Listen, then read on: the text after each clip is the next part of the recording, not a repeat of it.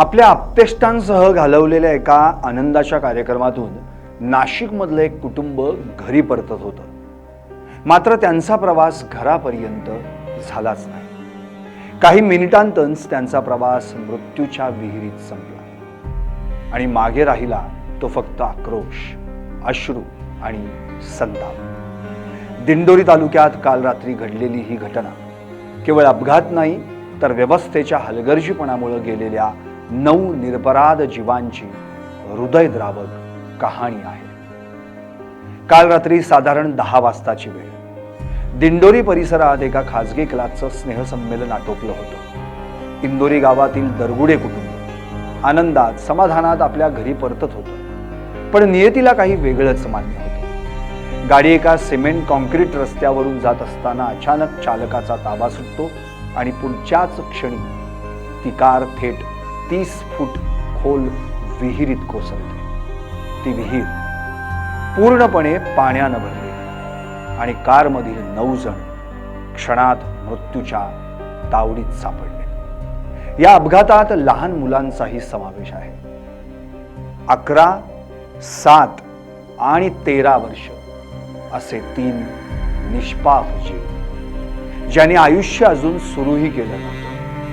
एका कुटुंबाचा संपूर्ण संसार एका रात्रीत उद्ध्वस्त झाला. इंदोरी गावात आज शोककळा पसरली. पाहुयात या कुटुंबात कोण कोण होते. रेश्मा सुनील दरगुडे वय 27, आशा अनिल दरगुडे वय 32, खुशी अथवा सृष्टी अनिल दरगुडे वय 14, श्रेयस अनिल दरगुडे वय 11, राखी सुनील दरगुडे वय 11, श्रावणी अनिल दरगुडे वय 11, समृद्धी राजेंद्र दरगुडे वय 7, माधुरी अनिल दरगुडे वय 13 आणि सुनील दत्तू दरगुडे वय 32.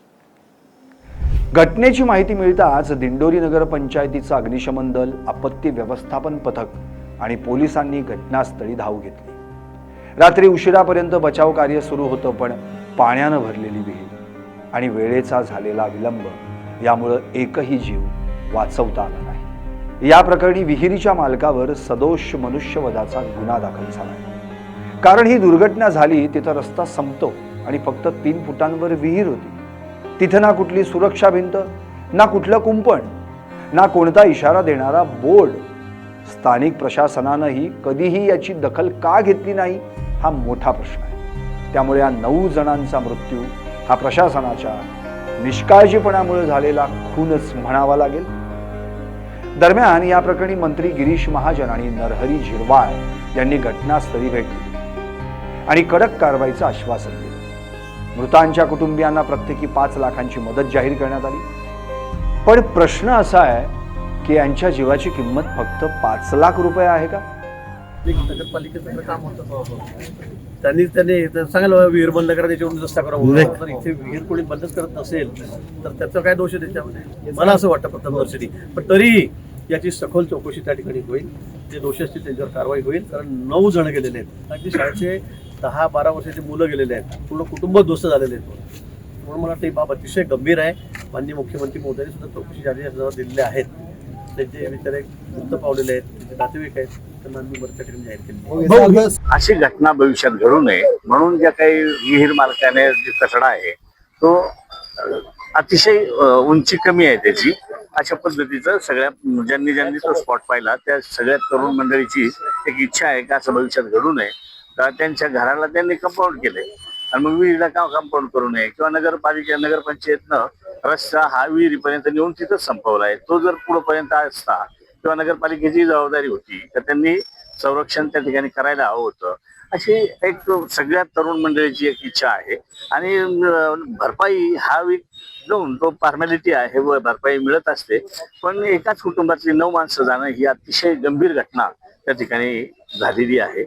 त्या ठिकाणी त्याचे वीर मालक त्यांच्यावर गुन्हा जरी दाखल झाला त्यांच्या यापूर्वी त्यांना किंवा लोकांना प्रशासनाने कसं काय दुर्लक्ष केलं, हे तेच तर महत्वाचं आहे. का त्याच्यात आता चर्चा अशी आहे का याच्या अगोदर सुद्धा काही जनावरं पडलेत तर त्याच वेळेला ते व्हायला पाहिजे होतं, पण झालेलं नाही.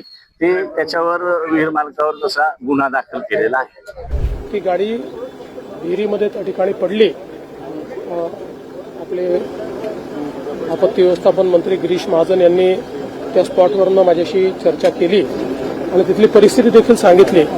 खरं म्हणजे इतक्या लहान मुलांचं असं निधन होणं यापेक्षा अधिक आक्रोश आणि दुःख तर कुठलंच असू शकत नाही.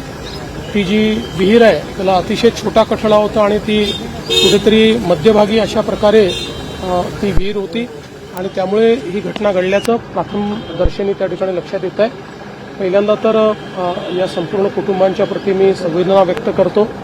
आपण त्या कुटुंबांना मदत देखील घोषित केलेली आहे, पण त्यासोबत आपण एक अशा पद्धतीनं देखील सूचना दिलेल्या आहेत की रस्त्याच्या मध्ये अशा प्रकारच्या विहिरी ज्या आहेत किंवा असं कुठे जिथे रहदारी आहे अशा ठिकाणी तर तात्काळ त्याचं एक प्रकारे ऑडिट करून आणि त्याला त्याची तिथे आवश्यकता आहे का किंवा त्याला काय उपाययोजना करता येतील.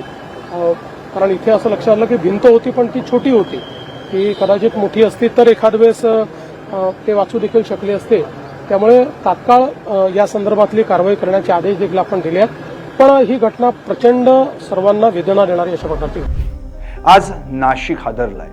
व्यवस्थेच्या निष्काळजीपणामुळे आणखी किती जीव जाणार? रस्त्याकडेला असलेल्या अशा मृत्यूच्या विहिरी प्रशासनाला दिसत नाहीत का?